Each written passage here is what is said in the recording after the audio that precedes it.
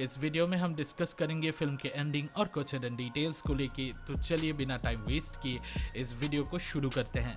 ऐसे ही दूसरे वीडियोस देखने के लिए और हमसे जुड़े रहने के लिए चैनल को सब्सक्राइब कीजिए और वीडियो को लाइक और शेयर करना ना भूलें। ये कहानी मुरलीकांत पेटकर की रियल लाइफ स्टोरी से ली गई है, जो भारत के पहले पैरालंपिक गोल्ड मेडलिस्ट थे 1972 में, जो कई सालों तक ओब्लिवियन में रहे और 2018 में पद्मश्री से नवाजे गए। कहानी अनफोल्ड होती है मड पिट्स, बॉक्सिंग रिंग्स और स्विमिंग पूल्स में, पर असल में ये तकदीर के खेल की एक सेलिब्रेशन है, जो खेल डेस्टिनी हमारे साथ हमेशा खेलती है। चंदू चैंपियन का शुरुआत थोड़ा शेकी है, जहां हम पेटकर जी से मिलते हैं सांगली महाराष्ट्र के एक पुलिस स्टेशन में, जो कि एक शांत व्यक्ति है और जो प्रॉबेबली अभी 70 साल के आसपास के हैं।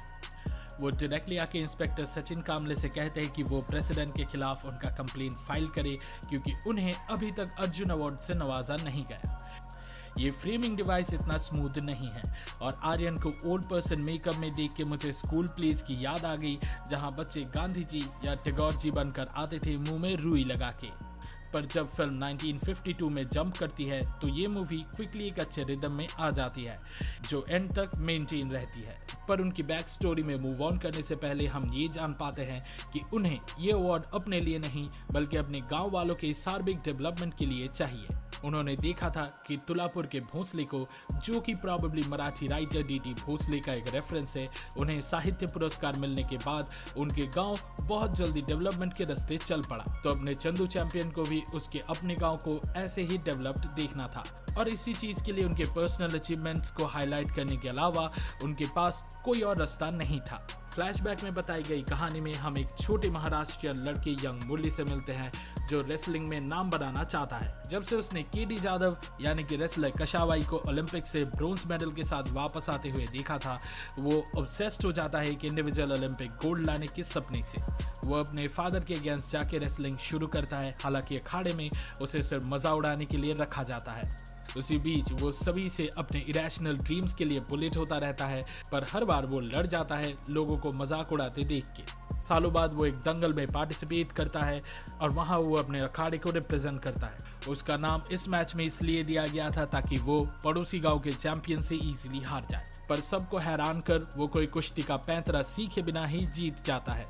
पड़ोसी गांव वाले उसे चीटर बोलकर मारने को दौड़ते हैं, पर वो गरनेल सिंह के हेल्प से एक ट्रेन पकड़ लेता है और गांव छोड़ देता है। जब उसे गरनेल से पता चला कि इंडियन आर्मी में ऐसे जोशीले लोगों को स्पोर्ट्स में रिप्रेजेंट करने दिया जाता है, वो इंस्टेंटली आर्मी ज्वाइन कर लेता है। वो एक गुड नेचर्ड, थोड़ा डिम बट डिटरमाइंड आदमी है, एक टिपिकल कबीर खान लीड की तरह, जैसे बजरंगी या लक्ष्मण।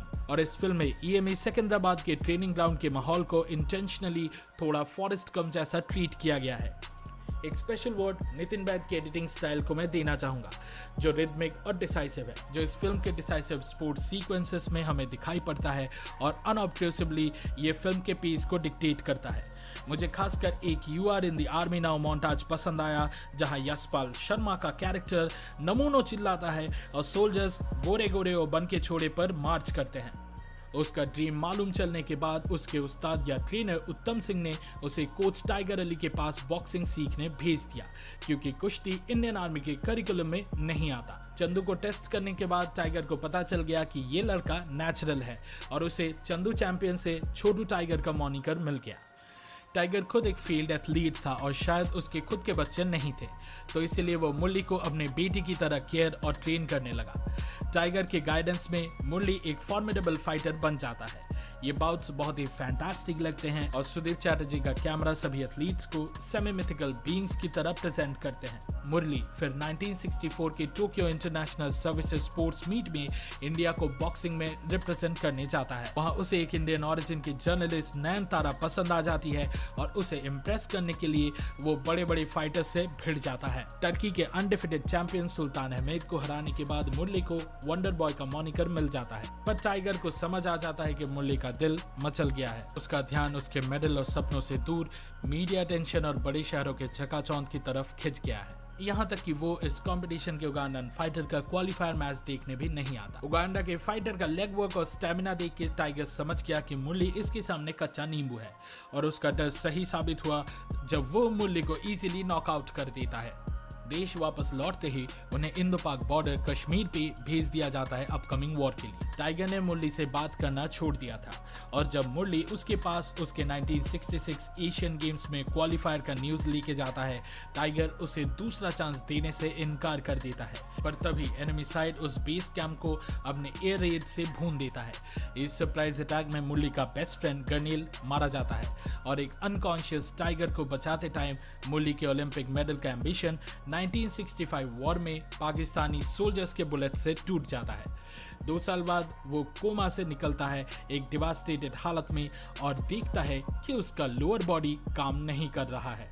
उसके फैमिली मेंबर्स वहां भागे चले आते और इतने सालों बाद उसका ये हालत देख के वे टूट पड़ते हैं। पर उसके खुद का बड़ा भाई मुरली की रिस्पॉन्सिबिलिटीज लेने से इनकार कर देता है और उसे फिर मुंबई की एक स्पेशल फैसिलिटी में ठीक होने के लिए भेज दिया जाता है। वहाँ के वार्ड बॉय टोपैज के साथ उसका गहरा दोस्ती हो जाता है। पर अभी मुरली अपने लाइफ से एकदम मानो हार सा गया था। उसके अंदर की जीने की चाहत खत्म हो गई थी और वो इस दर्द से बचने के लिए खुद के जिंदगी को खत्म करने का डिसीजन लेता है। उसने नर्सेस से सुना था कि सर्टेन पेन किलर्स को अगर अल्कोहल के साथ कंज्यूम किया जाए तो वो एक पेशेंट के लिए फेटल हो सकता है। तो वो टोपैज से विस्की बोतल मंगवाता है और उसे मटका नाम का सट्टा खेलने का पैसा देके वहां से भगा देता है। पर सरप्राइजिंगली वो नहीं मरता और साथ ही साथ मटका में एक सिग्निफिकेंट अमाउंट जीत जाता है। उसके बाद वो एक और बार फाइट मारने का ठान लेता है और टाइगर अली उसके जिंदगी में लौट आता है। अपने शरीर को हील करने के लिए और अपर बॉडी स्ट्रेंथ के लिए मुरलीकांत स्विमिंग ज्वाइन करता है और टाइगर अली उसे पैरालंपिक्स में हिस्सा लेने के लिए एनकरेज करते हैं। पर 1971 इंडो पाक वॉर के चलते इंडिया के स्पोर्ट्स अथॉरिटीज उसे पैरालंपिक्स भेजने से मना कर देते हैं। पर टोपैज के मुंह से उसके स्ट्रगल का कहानी सुन के वो अपना डिसीजन चेंज कर लेते हैं।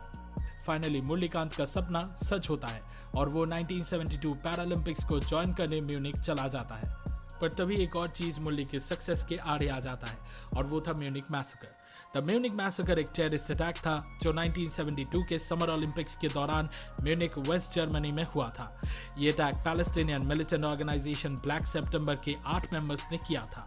उन्होंने ओलंपिक विलेज में घुसकर इजरायली ओलंपिक टीम के 2 मेंबर्स को मार दिया था और बाकी के 9 को हॉस्टेज बना लिया था। इसके चलते ओलंपिक्स कैंसिल हो जाता है और बाद में पैरालंपिक्स हाइडेलबर्ग में उसी साल रिज्यूम होता है। इसीलिए इस फिल्म में यह दिखाया जाता है कि इस मिसहैप के चलते अभी तक गवर्नमेंट के पास मुरलीकांत का डेटा अनअवेलेबल था। हाइडेलबर्ग पैरालंपिक्स में सीवियर चोट खाने के बाद भी मुरली बहुत मशक्कत करता है और फाइनल्स में 37.33 सेकंड्स के वर्ल्ड रिकॉर्ड के साथ वो गोल्ड मेडल जीत जाता है। इस लास्ट लैप के दौरान उसे अपने इंटायर लाइफ का ग्लिम्सेस देखने को मिला जो कि दर्शाता था कि उसने कितना बड़ा इम्पॉसिबल रास्ता तय किया है। उसके गांव वाले खुशी से पागल हो जाते हैं और उसकी आई, बाबा और भाई का सीना गर्व से चौड़ा हो जाता है। मुरली ने फाइनली अपना सपना सच करके दिखाया था, पर उसे केडी जाधव की तरह समाज से नवाजा नहीं गया। इसी सब कुछ के बावजूद उसका नाम एनल्स ऑफ हिस्ट्री में कहीं खो गया। इंस्पेक्टर सचिन कामले इस स्टोरी से बहुत इन्फ्लुएंस्ड हुआ और उसने अपने फेम के लालच में ही सही बहुत से रिपोर्टर्स को मुरली का स्टोरी कवर करने को भेजा। गवर्नमेंट के इग्नोरेंस से गुस्सा होकर मुरली ने खुद ही अपने गांव का रास्ता बनाने का फंड ऑर्गेनाइज किया और पूरे काम को ओवरसी किया और अब उसे अर्जुन अवार्ड का कोई जरूरत नहीं था। पर यह बात छुपाए ना छुपी और 2018 में उसे इंडिया के one of the most prestigious awards Padmashri से नवाजा गया। उनके लिए फाइनली स्टेशन में भीड़ इकट्ठा हो गई और उन्होंने फिर बाकी बहुत ऐसे यंग बच्चों को इंस्पायर किया। अपने किस्मत या स्पाइन में लॉस्ट बुलेट से हार नहीं मानकर मुरली पानी के ही ऊपर अपने कीर्तियों का झंडा गाड़ दिया और हाइडेलबर्ग पैरालंपिक्स में ग्लोरी को अचीव किया था। बस उनके अपने देश वालों ने ही उन्हें भुला दिया था जब तक एक जर्नलिस्ट उनके अचीवमेंट से धूल हटाकर उन्हें सामने नहीं लाती। As a society we have failed him but there is still time कि हम उनके कीर्तियों को दुनिया के सामने रखें और ऐसे रियल हीरोज को सेलिब्रेट करें।